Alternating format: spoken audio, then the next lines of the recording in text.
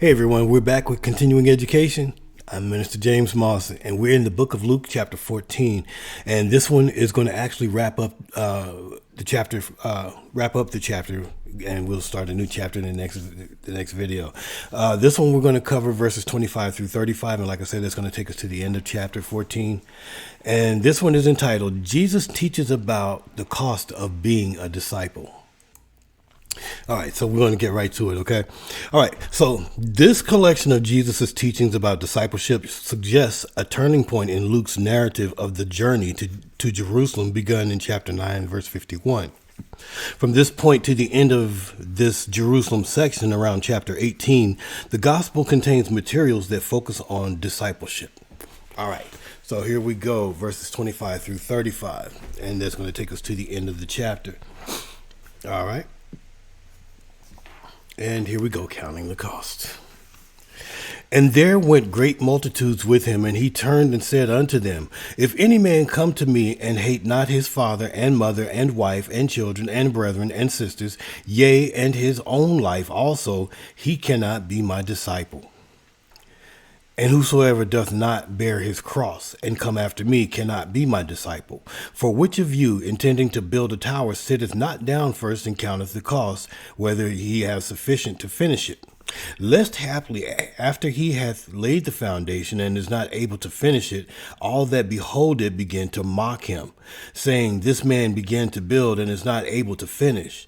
Or what king going to make war against another king sitteth not down first and consulteth whether he be able with 10,000 to meet him that cometh against him with 20,000, or else, while the other is yet a great way off, he sendeth an ambassage and desireth conditions of peace.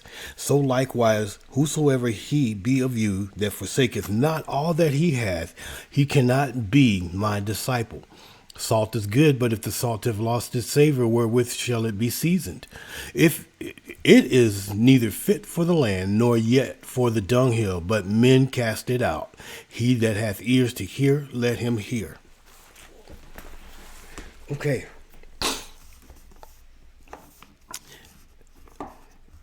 Jesus is saying, well, let's just go into the commentary because, again, this is very expansive. And to some people, it may even offend them because it's that type of requirement that's needed. Okay, here we go. Verses 25, 26. Great crowds were still following Jesus. Perhaps all these casual followers considered themselves disciples of this popular teacher. Jesus explained what it meant to truly be his disciple. His disciples had to love him more than their own family members. Certainly, this caused a stir among the people. Who would possibly ask his followers to love him that way? Jesus was not going against the fifth commandment to honor father and mother, nor was he attempting to subvert the natural love that exists among family members.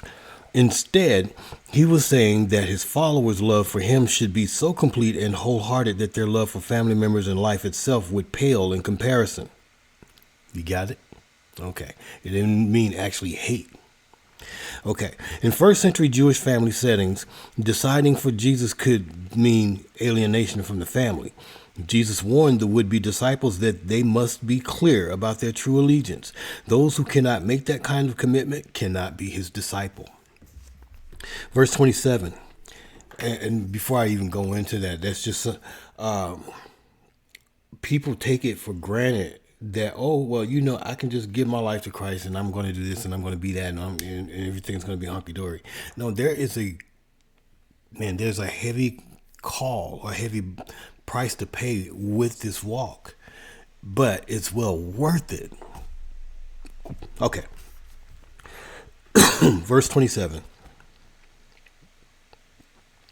Besides being willing to love Jesus more than any others and more than life itself, the true disciple must be ready to carry his own cross and follow Jesus.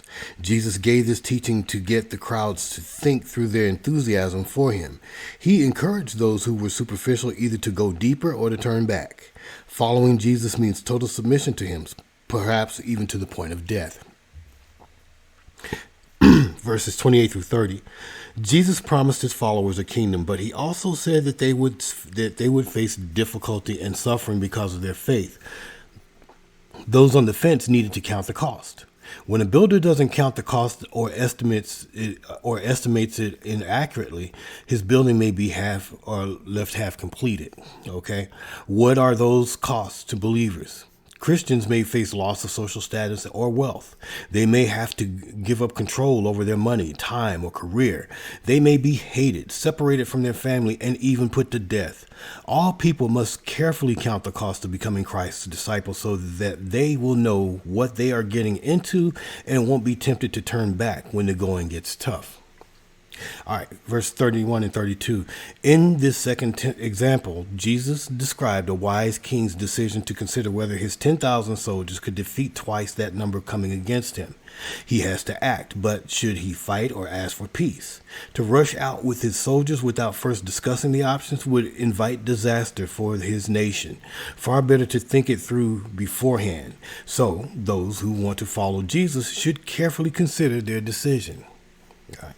Verse 33, the cost to be counted is giving up everything for Jesus. To be preoccupied with money or possessions is to miss the demands and joys of true discipleship, as with the people who refused the host's invitation to the kingdom.